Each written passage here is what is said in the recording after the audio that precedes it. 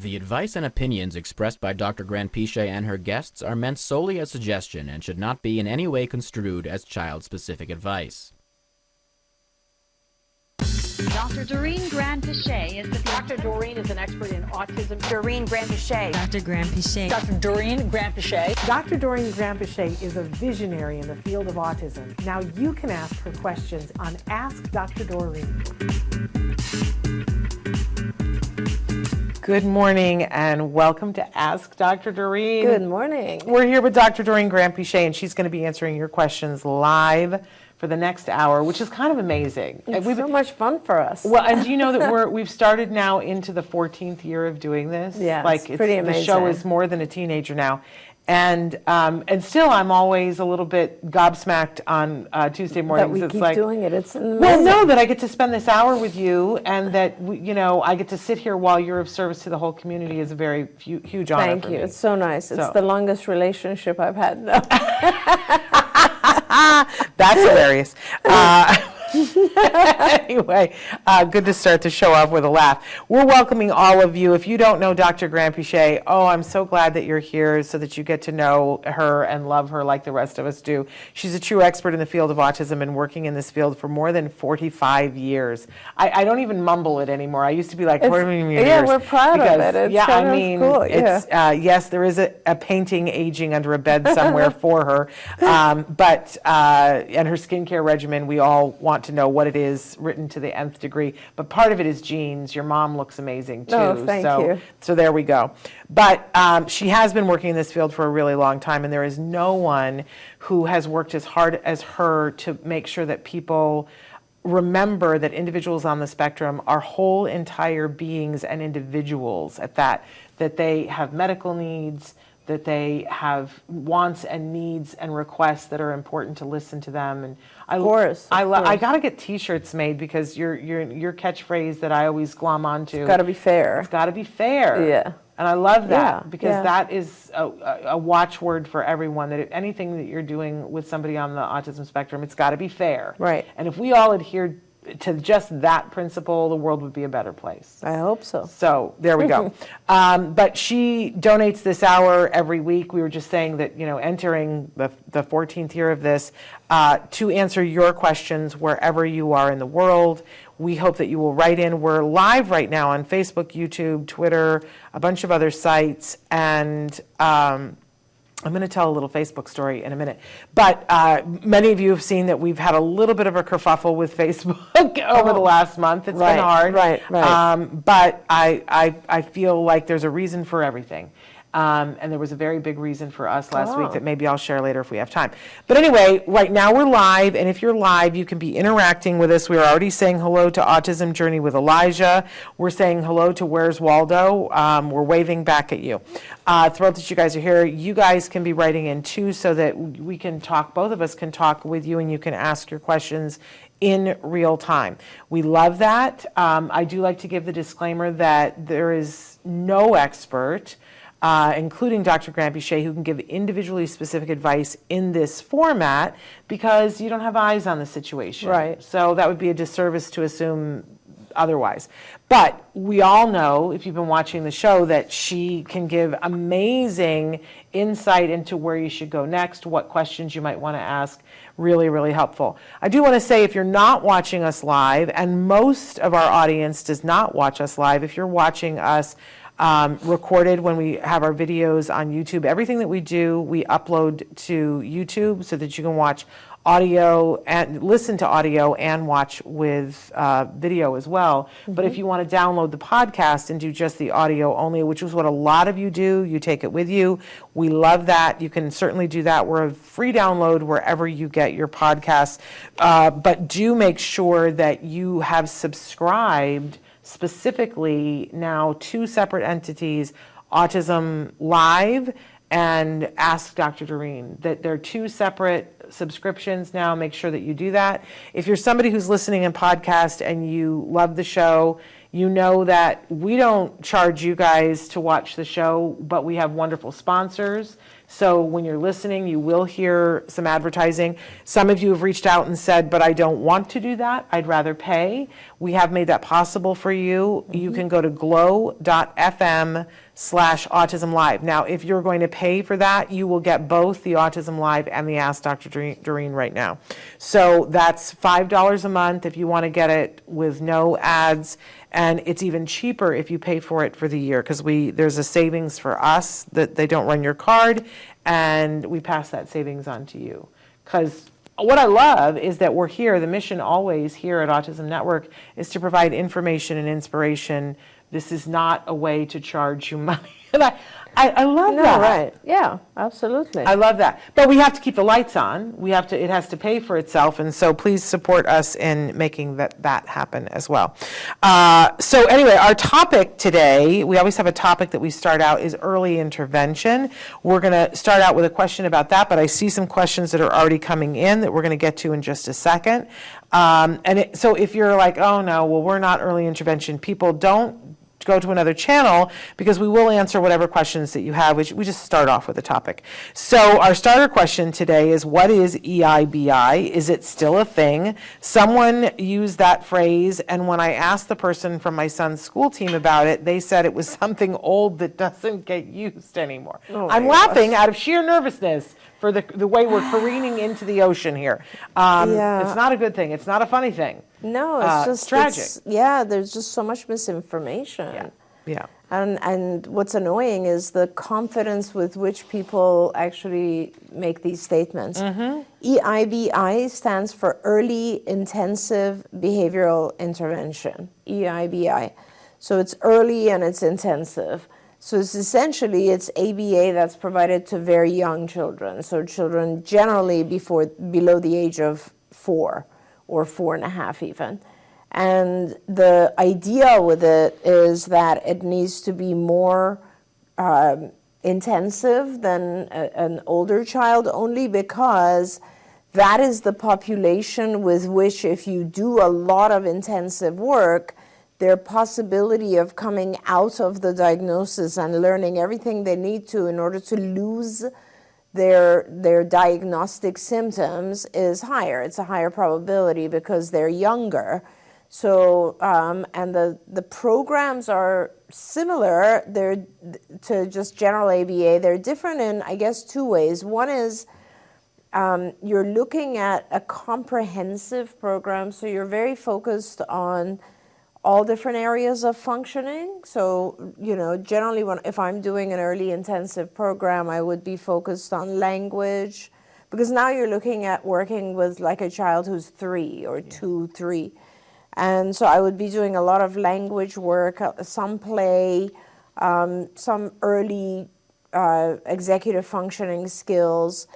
Clearly there's going to be some adaptive or self-help type stuff. And then maybe the beginning of social. Those are kind of the curriculum areas. You're not doing a whole bunch of cognitive skills, because cognitive skills tend to really develop after the age of 5. You may have to, depending on the child, do a bunch of stuff in motor. Depends on the child, really. And you're not working on academics at all. So really, that's what EIBI is. And the other difference is the format that you usually work with a child is more structured. So it's much more it's play to begin with, but it really by 3 should be very focused on discrete trial training. And I want to reiterate that. That's so important, because coming back into the field after 5 years, I see that a lot of people have moved away from structured ABA, and there's less and less of DTT going on, which is very concerning to me, because the progress that you make with DTT is much more than you do with NET, anything play-based, PRT, etc., because it's just a lot more structured and you're teaching faster. So I really do encourage a lot of DTT at that age. Yeah, I feel like there's a lot of misunderstanding around what DTT is Yeah, and how yeah. it is used Yep. in ABA. And I feel like it's strange to me that I feel like there's camps of people who are like, DTT, and they It want is to horrible. just do TT. Yeah. No, Okay, they yeah. just want to do DTT, and they think, like, I don't want to say that, but there was a person who was very big in the world of autism 20 years ago that he was all about, he would just call ABA DTT and not distinguish between the fact that DTT is a part of ABA, not the whole of ABA, and it used to make me break out into hives, but he was all about DTT. And now it seems like there's a whole bunch of people that are like, that DTT is bad. We don't do that at all. We only do NET. And to me, this is shocking and ill thought out. It's very ill thought out, especially because if you think about it, Shannon, the original 1987 study, which is the seminal study in this field that showed if you do intensive ABA, children with autism can actually can lose their diagnosis altogether, right? That was all DTT. Yeah. And that's kind of important to point out because, I mean, the original form of ABA was DTT, okay? And I can talk about what DTT is. Yeah. But the idea with NET or natural environment training, and, as opposed to discrete trial training, the whole idea was that anything you learn in the DTT format has to be generalized to the environment, which of course is true. Otherwise, like if it's in a very structured environment and the child's in an unstructured environment, they won't use those skills. But, now I look at therapy and I'm like, there's no DTT in places where there should be. Yeah. And that kind of concerns me. So what I always say to parents is think of it this way.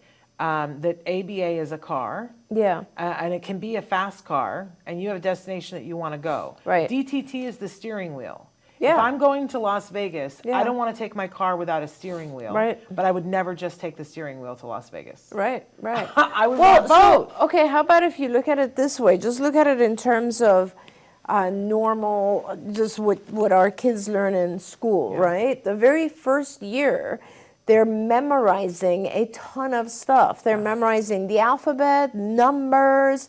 They start the phonetic sound memorization, all of addition, subtraction, all of that stuff is more rote, structured, and it's only years later that we start to apply things to, you went to the store and you bought 3 oranges.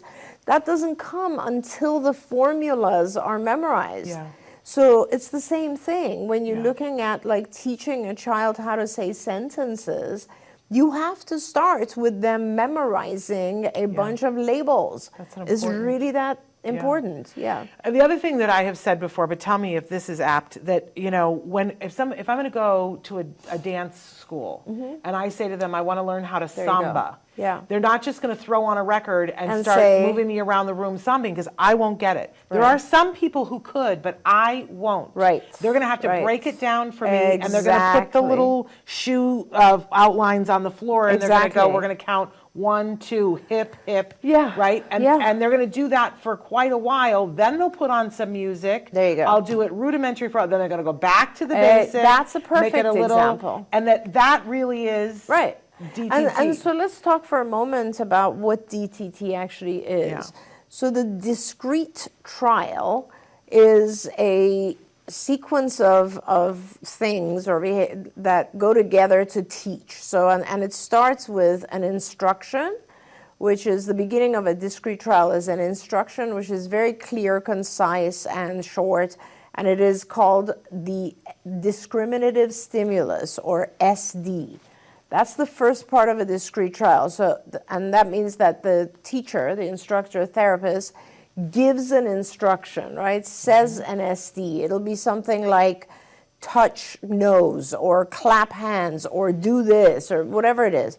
And then you wait a specific amount of time for the child to respond, and that is the R, which is the child's response. And then you consequate it with some form of stimulus reinforcer, which is the consequence.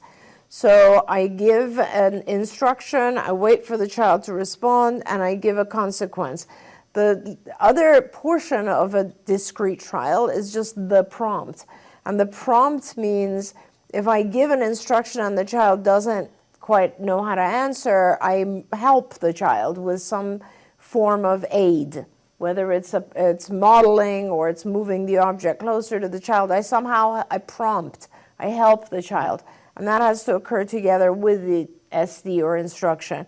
And that's it. That's a discrete trial. So the format is structured.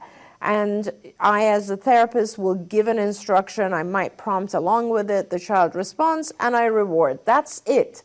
And the whole process of doing discrete trial therapy is that you will break things up, as you said, Shannon, into smaller instructional units, and you will instruct the child in a very, very clear format. So you'll always use the same instruction so that it becomes easy for the child. So for instance, I will not teach the child a whole bunch of different activities like clap hands, touch nose, stand up, turn around. None of those will happen until I know that the child has learned just to imitate me.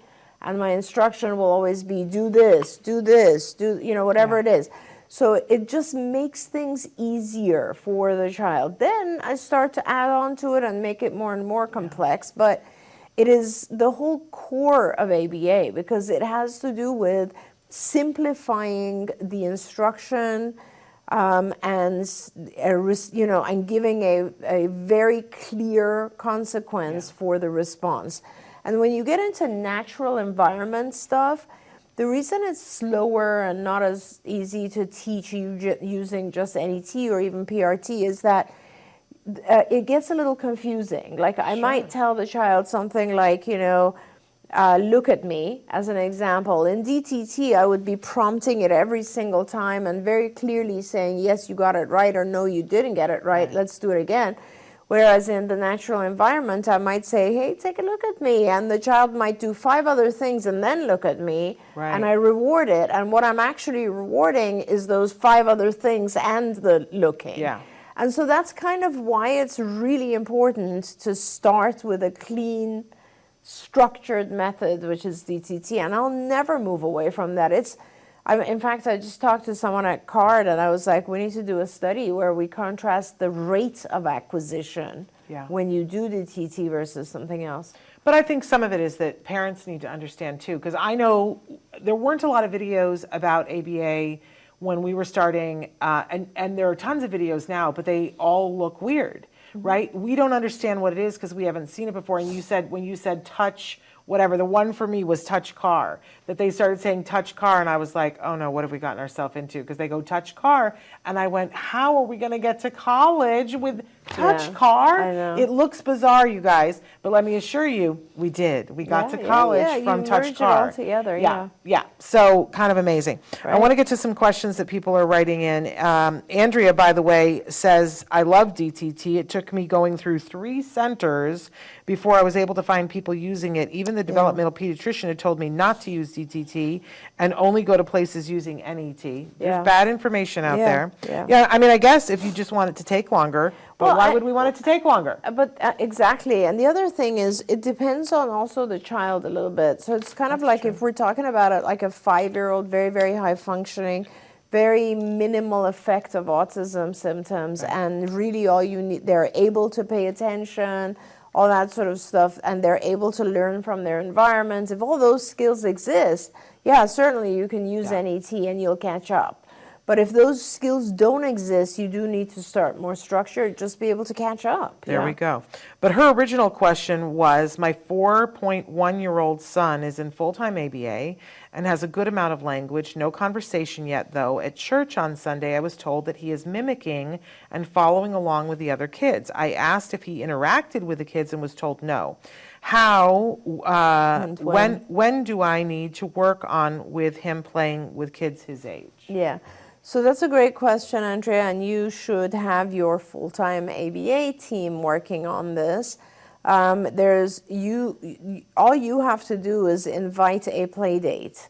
And when we start to really focus on play, we first want to make sure the child has the skills for certain play activities that are age appropriate, and then, which is something they can teach him in his ABA program, and then you will invite one other child, and the child will come home, and then you'll practice those play skills with one other child, including the conversation aspect of it. And there's a therapist there who can prompt and aid and make the whole game fun for both. And you'll do that a few times until your child gets very comfortable, and then you will introduce to, let's say, a group of other children. It's very important to get the aspect of playing with one other child first, because there's a lot of like listening, turn taking, giving up something that you like, all those types of things. And 4 is young enough where you can just start with one child and then have 2 or 3 kids come over, and then they'll be able to start interacting a little bit more. Also, your ABA team will look at different environments, like church, for instance, and give your child conversational skills that would apply to those specific environments. It's great, But the mimicking is a good sign, yes? Oh, it's fabulous. Yeah. It's fabulous. We're saying hi to the mighty. This is live right now. The date is Tuesday, what is it, the 24th, 25th of October, Honestly, 2023? do not ask I think me. it's on It here is some. the 24th. 24th of October, there we go. 2023. So, and thank you, Autism Journey with Elijah, for telling them that it's live. And Andrea says, awesome, thank you. Stephen says, DTT allows so much work to be packed into the therapy hours. After a while, my son didn't even need the reward, so his 30 hours a week was really quality hours. I love that. Thank you, Stephen. Autism Journey with Elijah says, we had our IEP through Arizona. They do not stop, stop providing these services at 3 years old. This is how we figured out he was autistic. This changed our lives. The earlier, the better. And thank you for telling that as well. I want to move to a question that came in earlier this week. I'm concerned about my 2-year-old that they may be on the spectrum.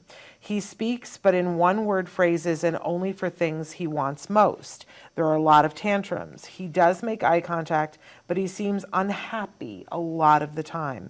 My main concern is that he hits his head on the floor and on the wall. We live in an area of the world where we have access to Facebook. That is our only internet. What can I do to help my son?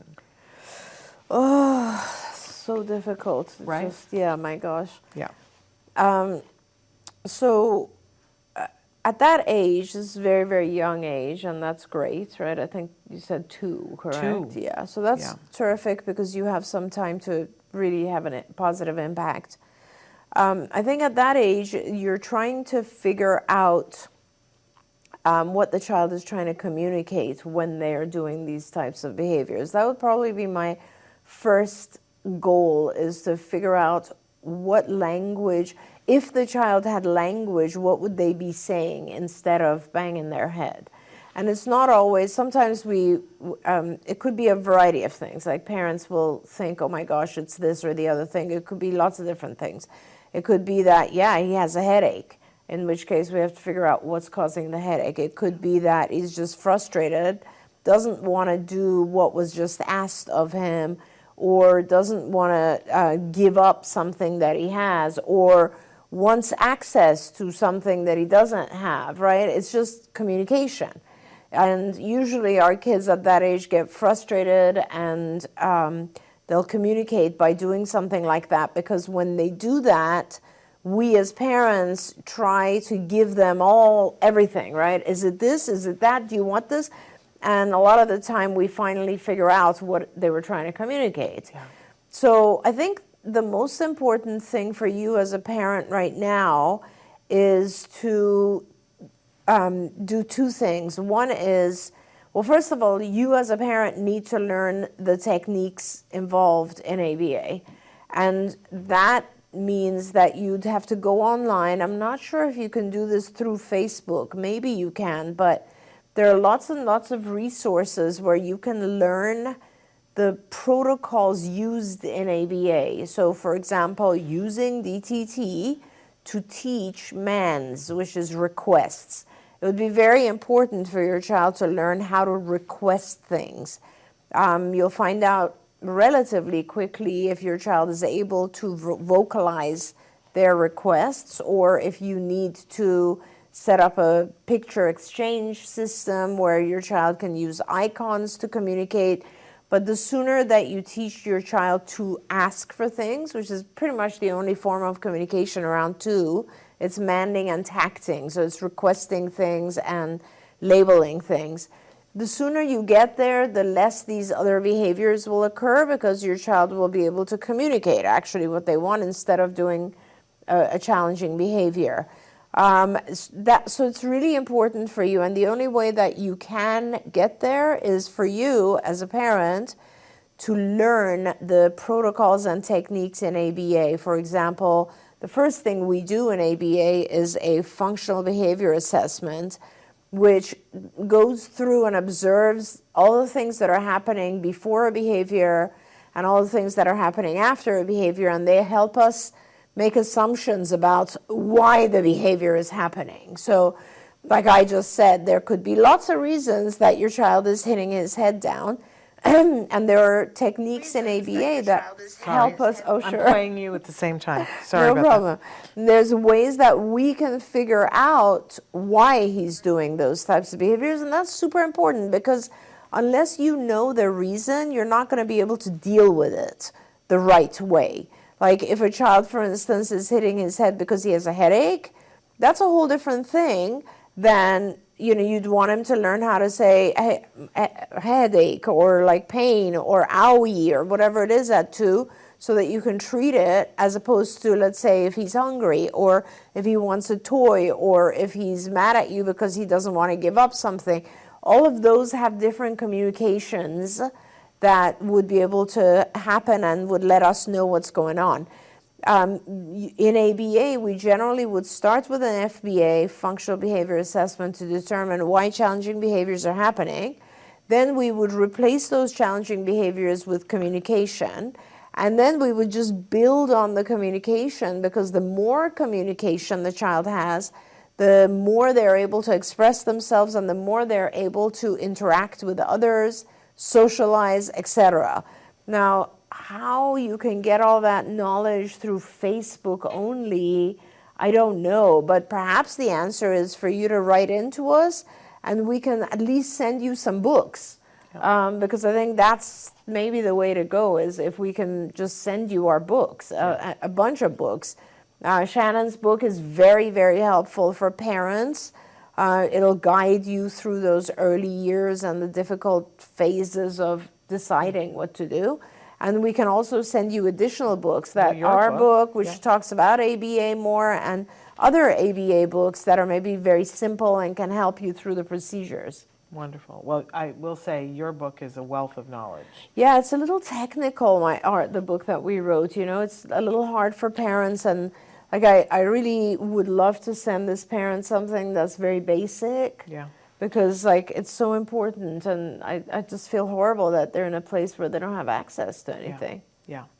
But I'm glad that they wrote in. And what it reminded me, and I wanted to bring Facebook up, that's why I was playing you at the same time. I have you playing on every available surface that I can, as everyone should. My 3-year-old was diagnosed 6 months ago, and we have been trying to get services. We got a 10-hour-a-week prescription, which I'm hearing isn't right. They weren't even able to get us 10 hours. We are trying to get started with a 3rd provider now. The other 2 told us they couldn't staff his team after making us wait for months. I want more hours, but no one seems to have them. My son is in a co-op preschool now. My question is, should I take him out of there? I would do it if we could get 40 hours staff, but right now we can't, and I only have a prescription for 10 hours. Why is this all so difficult? Yeah, it's a nightmare. Yeah, what do you recommend, Dr. Gosh, what would I do? I think I would probably... So here's the thing with preschool. Preschool is in the morning usually, and most ABA providers have availability and have therapists available in the morning. The problem that providers hit is that all parents only want services after 3 o'clock, after school. And so that makes it super difficult. if your child is young, I would probably talk to my ABA providers and say, guys, if I give you the morning hours, can you staff him? I would probably try to see if the school has an afternoon program. That would be ideal, is if I'm doing ABA every morning and weekend, by the way, and then I'm doing school in the afternoon, because most ABA providers, as I said, they don't have enough therapists to work in the afternoons. So here, I would work on setting up a program where, for instance, in the mornings, I'm doing ABA. And by the way, it's a little strange to be doing ABA with two different organizations, to be honest, because the program becomes confusing unless those two organizations meet every week and figure out how to do things exactly the same, right? Which is a time suck. It's a time suck, and it's almost impossible, because you'll have a BCBA at each organization and they'll be working on different things. So, but I think I agree with you completely, but I think what they're describing here, and I've had a lot of parents with this, that they get their prescription and they're given a provider and they sit on the waiting list. And then eventually they say, this isn't what, can we get moved off the waiting list? And they say no, so now they say, we're going to send you to another provider. So they're not actually getting simultaneous, services yet. right? Yeah, they're at the third provider trying to get started now. Yeah, they're moving the chairs around on the Titanic. Exactly, and I think they said the age of the child is 3, right? 3. Yeah, so let's just start there. So it's wrong.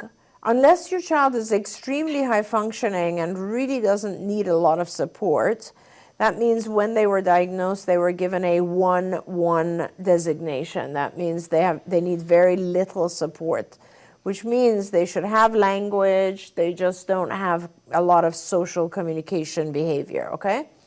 If that's the case, then 10 hours might be enough. Otherwise, I would always want to start with much more intensive than that. I would definitely want at least 20, 25 hours just so I see how the child is learning. If it's a 2-2 or 3-3 child, I'm starting with minimum 25 hours, and I'm doing that on the mornings and the weekends. And the way that you would do this is perhaps one of the provider that you're with could give you therapists if you had every morning free. So that would be, let's say, 15 hours during the week, right? 3-hour sessions, or even 12 hours during the week, whatever they can give you. And you do that in the mornings. And then you hire someone yourself or 2 people who just works the weekends.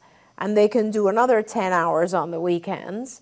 And that's very, very important. So if you hire someone, they can also get trained. There's a ton of different ways to get trained. We could talk about that separately. But online, there's a lot of different training programs online. And they can then work for you on the weekends, and you could pay them yourself, because insurance is only going to cover the people who go through an official provider. And then in the afternoons, you could still be in preschool, but I would make sure that the preschool is very kept up to date when it pertains to what your child is learning. Now, everything that I just said is a compromise. Because if the world was ideal, and if it was only like 10 years, 15 years ago, I would just recommend a 40-hour program for your child. And as a provider, I would give you all of that with 5 or 6 therapists rotating and filling your child's hours. And that's honestly what you should be fighting for, because that is still the gold standard. And within 6 months, you'll know if it's working. Yeah, it's what I want for you. It's what I had. It's a hard climate right now. But since you talked about hiring people, because I know some of you are like, hiring people, I have to hire people, I have to pay for them out of pocket. We did have some, and sometimes people do that. We did have somebody write into us from Canada and say that currently they're paying out of pocket for ABA at an ABA facility, and that it's cost prohibitive, and they're having to deal with all the things from the provider. So I'm at the point where I need help and guidance to hire my own team to cut back on costs, which should then allow more therapy hours for my son, or the same, but definitely not less costs than we currently have. And that they would like they say the change is needed now and urgently. What do we do? What are the steps? How do we hire a home-based ABA team? Yeah.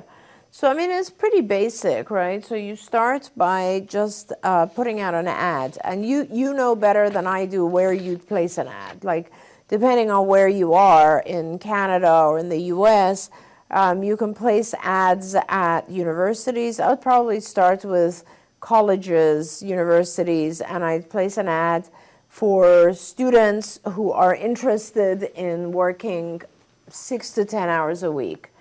Maybe 10 hours a week, because then you don't need as many of them. And you probably know what the going rate is. And then you would hire those folks, and let's say you'd get maybe 4 or 5 of them, ideally, right? And then you would find online, there's lots of different training programs, as I said. There are programs that are all like didactic, so class time. There are programs that are all video-based. There are some programs that are live. Fortunately, all of this now exists online. So you put your students that you've hired, your team, and by the way, they don't have to just be students. They could also be people that you know from church, or Yes. Moms who have a free time once their child is in school, or, you know, you could just put together a team of dedicated people who care and want to do something on the side. And so you get them all trained, and these training programs are not that long. Honestly, they're probably about, it'll take like 2 weeks to get a team of people trained. And then I think if you can, depending on where you are, and depending on if your child has a lot of challenging behaviors, it would be ideal to hire a supervisor. And a supervisor is someone who is board certified. So it's a BCBA, which stands for Board Certified Behavior Analyst. And that person could easily guide, oversee the program, especially when it comes to challenging behaviors. That's the one that, if your child has like a lot of hitting, aggression, running away, that kind of stuff, that's a whole different set of procedures and protocols, and it's hard for you and your team to know how to deal with those things.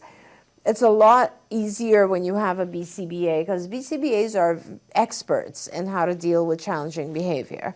So that would be ideal. I do know some people, by the way, who do this, and they consult on cases, and they do it through telehealth. So that's one thing. But you should also get on a curriculum or a platform online that guides you through the lessons that you have to teach. So the program that we built at CARD is called Skills. If you can get on there, I think it's not that expensive, honestly. It's like $70 a month or something like that, and you will have access to a wealth of information. I mean, we're talking, you start by answering a questionnaire about your child that puts together a very, very complete protocol and program for your child, really comprehensive. And it guides you, it tells you what's next, and so on, and you just follow that. Like, it takes you from teaching basic imitation all the way to, you know, typical 8-year skills. So it's a very, very intense and comprehensive and detailed program that will teach your child everything they need to know, and it'll give you the ways and teaching points and techniques and all kinds of stuff. But you do need to know the ABA protocols and techniques. Now, we also have another online learning company called Institute for Behavioral Learning, IBT, or Behavioral Training, and you can look that up. You can get instruction on protocols through IBT. And then use Skills as your curriculum, and that's kind of how you have your team together. And then you have to make sure that you schedule your team. So like one person works, you know, Monday and Wednesday mornings, another person works Tuesday, Thursday afternoons, whatever. Fill as many hours of your child's life as you can. And then once your child gets to school age, you would still want your therapists to go to school. You introduce your child to school let's say 2 or 3 days a week at first with a therapist, and then you gradually will fade those folks out as the teacher takes over and your child's following instructions and doing what the other kids can do. But you can maintain your team for as long as your child needs, both in school, in home, in the community, whatever. They are there to assist your child and teach your child and help your child use communication instead of using challenging behaviors. And then that process goes on. And when you need expertise, and also, by the way, you need to like meet with the team every week to make sure everybody's consistent with each other, doing things the same way. You actually, when we used to do those meetings, you'd have each person kind of go around and show what they are doing with the child. Techniques are all the same. Lessons are different. Everybody's working on different things. It's fun.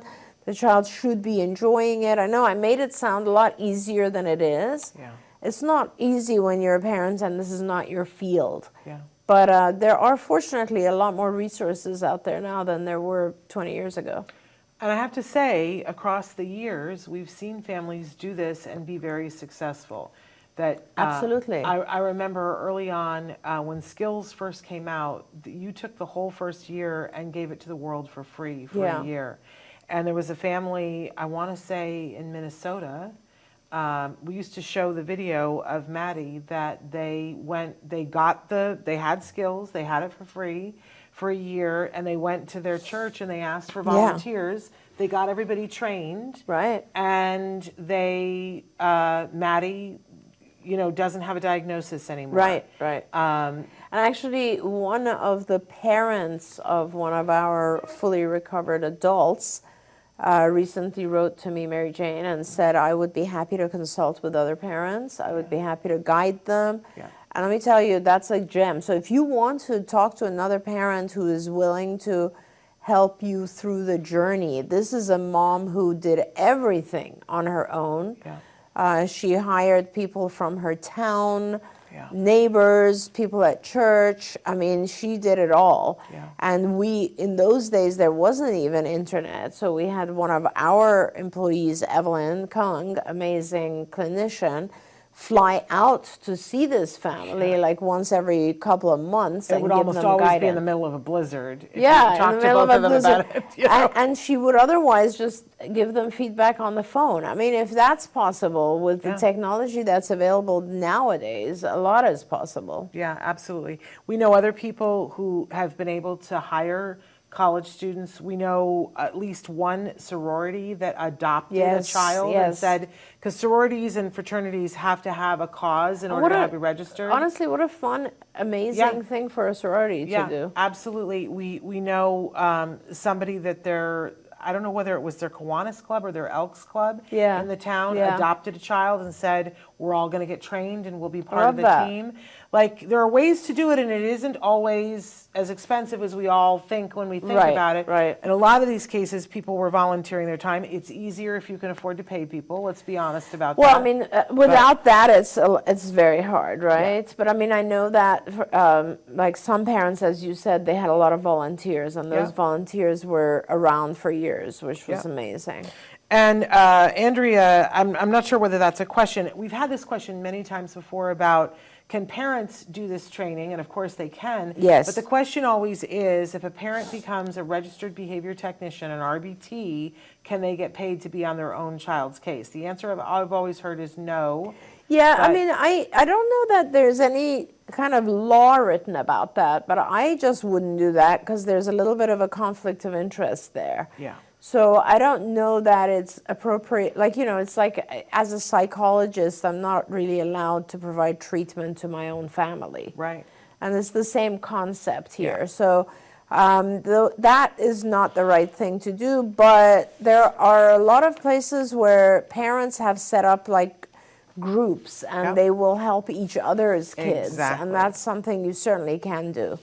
Exactly. But it isn't, but that being said, like I feel like, and I work with parents who the mom has just become an RBT just so that they can understand a lot more of what's going on. And let me tell you, this mom, for instance, is really sharp and she fully understands it. And she went through and got her RBT.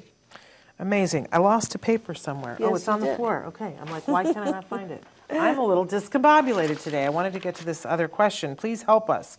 We are doing early intervention with our 3-year-old son, and we could do 30 hours of ABA and get 3 hours of speech and 1 hour of OT, or we could get 40 hours of ABA and no speech and no OT. Which should we do? Ooh, what was the age of this child? 3. And this is a hard one. It's a hard one. Yeah. I can't answer that. It has to do with your child's capabilities. I wish, if you hear this, I would love to actually tell you the answer to that, but I would need to ask you a bunch of questions about your child. Okay. Because if your child has basic speech, Yeah. that means that they can, that means they have at least 20 labels. Okay. Then I would do all ABA. Okay. Yeah. But if they don't, if you they would do- don't, I would focus a little bit on speech, because speech there are techniques in speech therapy that have to do with the production of sound, which ABA people are not that good with. And if Okay. we can do some production of sound, that'll help kickstart the ABA. Now the OT question is completely different, because the OT helps regulate kids that have a lot of sensory dysregulation. And the dysregulation can show in the form of self-stimulatory behaviors. For example, if you have a child who's very, very focused on touching different types of materials or hair or sensory type of, if they're craving sensory input, or if they have visual issues, or if they have auditory, those types of things sometimes are, especially if they have motor, like if they're very, very active, or there are children who have, it almost looks like they have vertigo. There's lots of things that help us identify that there's sensory dysregulation, like they'll get extremely hyper or extremely lethargic. Those types of children really do benefit from occupational therapy, but OT is usually only done a couple of hours a week, and so it shouldn't really come in the place of ABA or speech. So if your child has absolutely no ability to produce sound or just basic labels, 10 or 20 labels, then you might want to have speech and ABA. But if they are able to, I do a lot more ABA.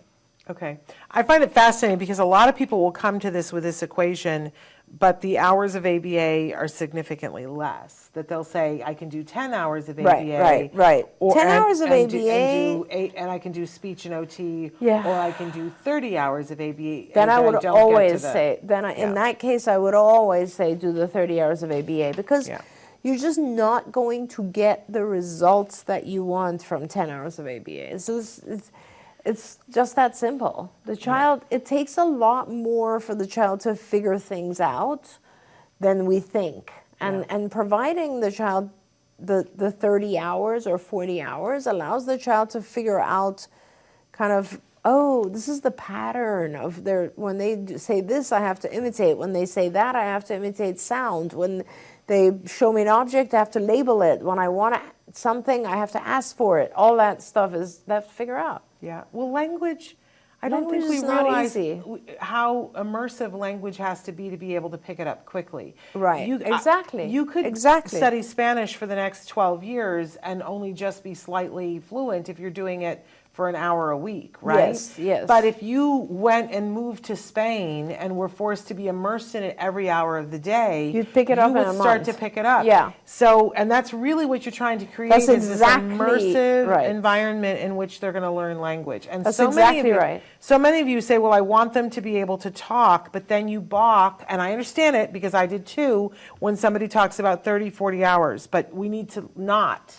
Yes. We need to understand that is how much time it takes to learn language. It's such a great way to put it, Shannon, because it's not like you're doing something other than immersing them in very structured language. That's exactly how you learn a second language. That's exactly right. Yeah, I was at the TACA conference over the weekend, and I met two amazing preschool teachers. They teach 3-year-olds, and they really don't like ABA.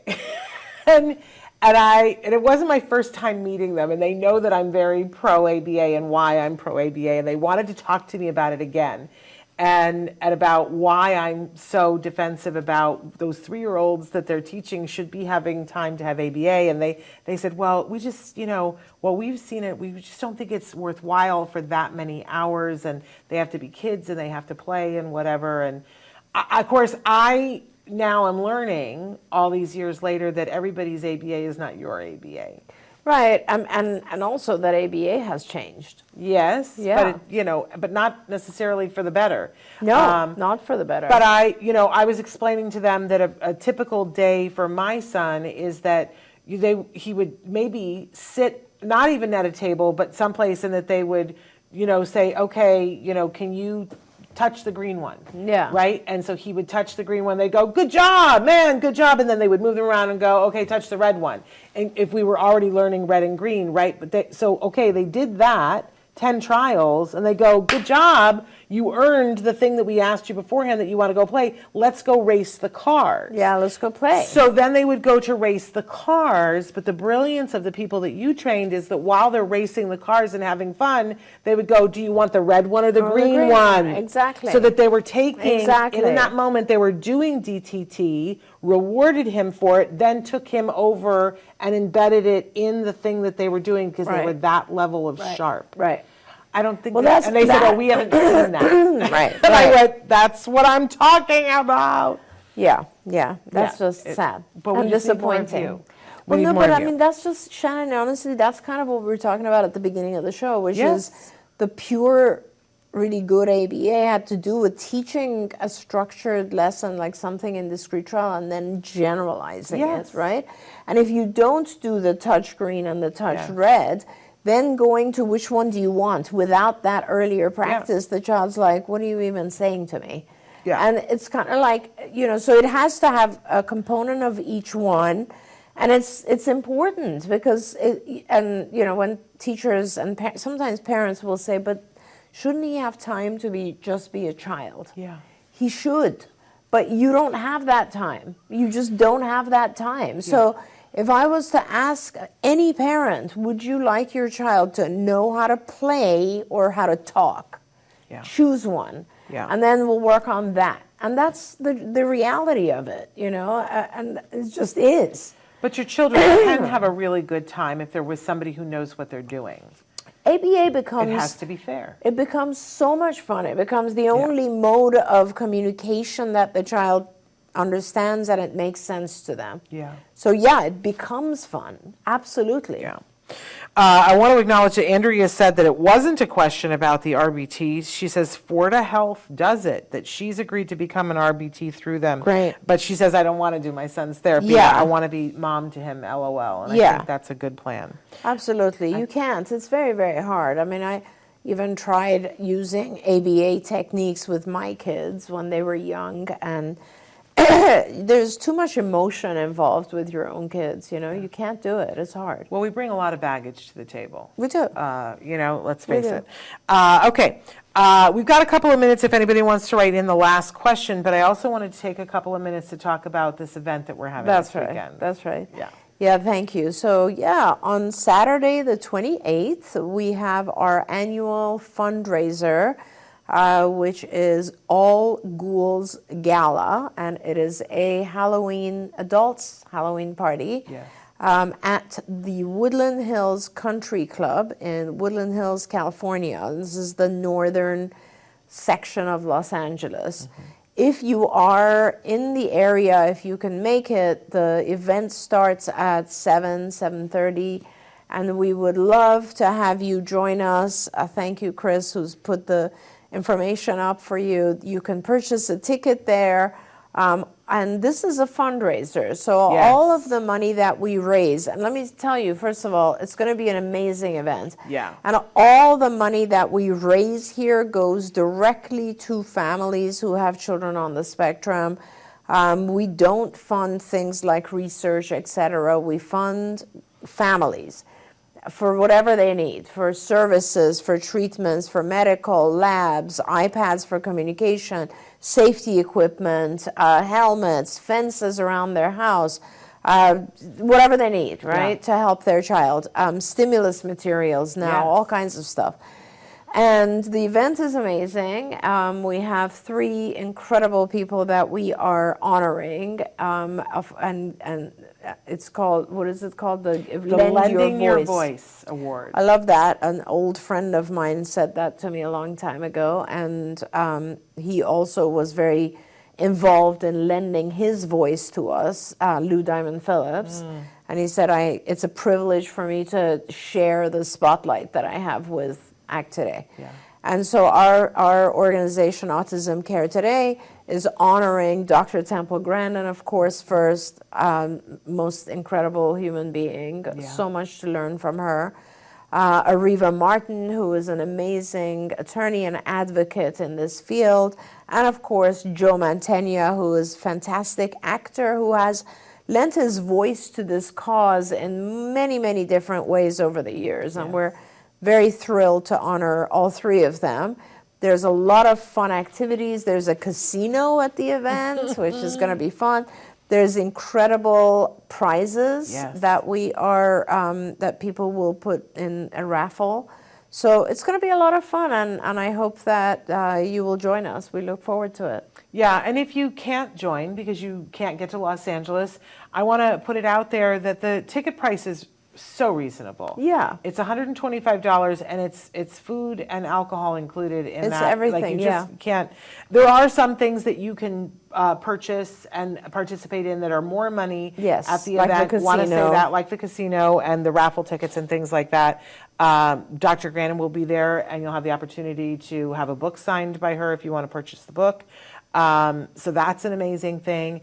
But if you're not able to come, and you'd like to donate the cost of a ticket to someone else, a parent here in Los Angeles who maybe can't afford the $125, you absolutely can do that. You can go on Eventbrite and you can do that, or you can write specifically to me and say, Shannon, I'm going to put my name on here, but I want you to give it to somebody. I will be happy to find somebody who will go and be thrilled about that. And not just a parent. We have some adults that are on the spectrum that I'm sure would love to attend as well. And that's for them. And that's, if you're a young person, $125 to go to a party is a little, like you may or may not be able to afford it. And we have some of our actors. We have actors on the spectrum galore who are going to be there. Last year, one of our honorees was Kobe Bird. He's going to be there on the red carpet. You guys know him from the Netflix show Lock and Key. I believe that Jamie Brewster is joining us again. She, not an actor on the spectrum, but a special needs actor that is famous for doing American Horror Story. Right. Kayla Cromer will be there on the red carpet. She played the lead in that show, Everything's Gonna Be Okay. I loved that show. And in fact, Lillian Kramer will also be there. She played the other lead in that show. She'll be there with her twin sister and their dogs. Oh, wow, that's amazing. And Alex Plank, who is an actor and a consultant, he consulted and plays a small role in the new movie that's coming out. I don't know what the name of it is yet. It just debuted in Toronto. There is a young kid on the spectrum. It's Robert De Niro, Bobby Cannavale, who I love, and Rose Byrne. Bobby Cannavale and Rose Byrne play the parents of, I think he's 10 years old on the spectrum. Amazing. And Alex was the consultant on that and also played a doctor. Oh, great. In that movie. Great. So we're all waiting for that to come. It will be out for the award season. Yep. So, and a lot of others, too many names for me to remember. So, and other celebrities that will be on the red carpet and be there playing poker. It's going to be a good time. Yeah. And you There's will be no there. poker. That's what I meant. I meant casino. No poker. Casino. There's no poker. Poker is not happening. Yeah. There's roulette and craps and other things, but there's no poker. Exactly. There's blackjack, I think. Blackjack, yes. But you love Halloween a little bit. I do. I think it's a fun holiday in the sense that everybody gets to just, we all kind of have a facade because of who, we're our faces, right? And if you are someone else for a night or a day, it removes some of the I guess, social norms that you have to adhere to, right? And you could just be who you are.